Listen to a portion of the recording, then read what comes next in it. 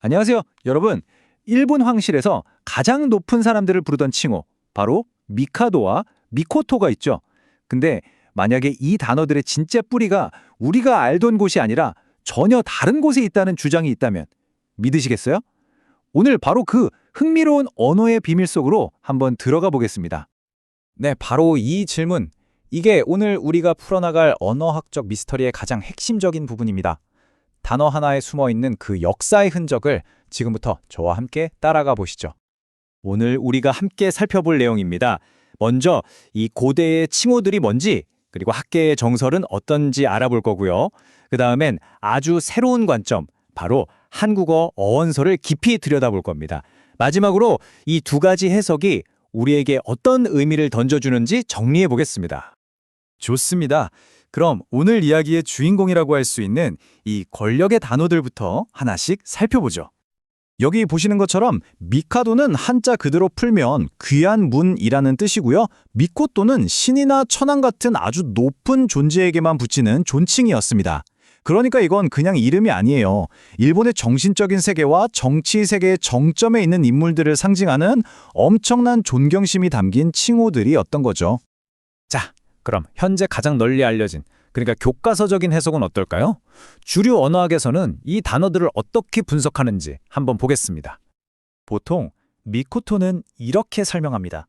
앞글자인 미는 존경의 의미를 더하는 접두사고 뒷글자인 코토는 사물이나 일을 뜻하는 단어다. 이 두 개가 합쳐져서 만들어진 말이라는 게 바로 표준 어원입니다.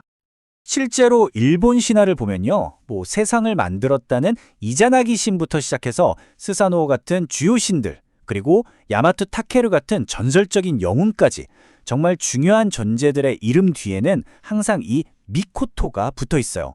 이 칭호가 얼마나 대단한 권위를 가졌는지 이걸 보면 알 수 있죠. 그런데 말이죠. 만약에 이 단어의 소리 그 자체가 완전히 다른 이야기를 품고 있다면 어떨까요? 바로 여기서부터 아주 흥미로운 대안 이론이 등장하기 시작합니다. 네, 바로 이 지점입니다. 일부 연구에서는요, 이 황실 칭호들의 뿌리가 일본어가 아니라 고대 한국어에서 왔다고 주장합니다. 꽤 논쟁적인 아이디어죠. 이 표를 보시면 두 해석이 얼마나 다른지 한눈에 들어오죠. 왼쪽의 표준 어원학에서는 미를 존경의 접두사로 보지만 오른쪽의 한국어 어원설에서는 머리에서 온 말이라고 봅니다. 코토 역시 한쪽은 사물로 다른 한쪽은 존재를 의미하는 것에서 유래했다고 해석하죠. 똑같은 소리를 전혀 다르게 보고 있는 겁니다. 그럼 이 새로운 관점이 과연 어떻게 이런 해석을 내놓게 됐는지 그 뿌리를 좀 더 자세하게 파헤쳐 보겠습니다. 머리와 존재라 대체 무슨 뜻일까요? 와, 이거 정말 흥미롭지 않나요? 이 이론대로라면 미카도는 귀한 문이라는 추상적인 뜻이 아니라 한국어 머리와 존재를 뜻하는 것이 합쳐져서 말 그대로 머리에 있는 존재, 다시 말해 최고 우두머리라는 아주 직설적인 의미가 되는 겁니다. 미코토도 마찬가지예요. 똑같은 논리로 머리가 되는 존재라는 뜻으로 풀이가 됩니다. 신처럼 신성하거나 무리를 이끄는 지도자적인 존재를 가리키는 거죠. 이 이론이 꽤 일관성이 있다는 걸 보여주는 부분입니다. 아니 근데 어떻게 한국어 단어가 일본어 칭호가 될 수 있냐? 궁금하시죠? 이 이론은 몇 가지 음운 변화 규칙을 근거로 제시합니다. 예를 들어 머리라는 단어에서 모음이 단순화되면서 미가 되고 것의 듯 받침이 1번으로 넘어가면서 코토나 카도 같은 소리로 변할 수 있다는 거죠. 심지어 우두머리를 뜻하던 소머리가 스메라가 됐다는 주장까지 있습니다. 이야기는 여기서 그치지 않고 한 걸음 더 나아갑니다. 머리, 즉 지도자라는 개념이 우리가 흔히 쓰는 왕이라는 한자에 어떻게 녹아 들어가 있는지 한번 보시죠. 이 왕이라는 글자 그냥 선 3개 그은 게 아니라고 합니다. 원래는 권위의 상징인 아주 큰 도끼를 손에 든 사람의 모습을 본뜬 상형문자였다는 해석이 있어요. 결국 가장 강력한 무기를 쥔 사람, 즉 집단의 우두머리라는 뜻이죠.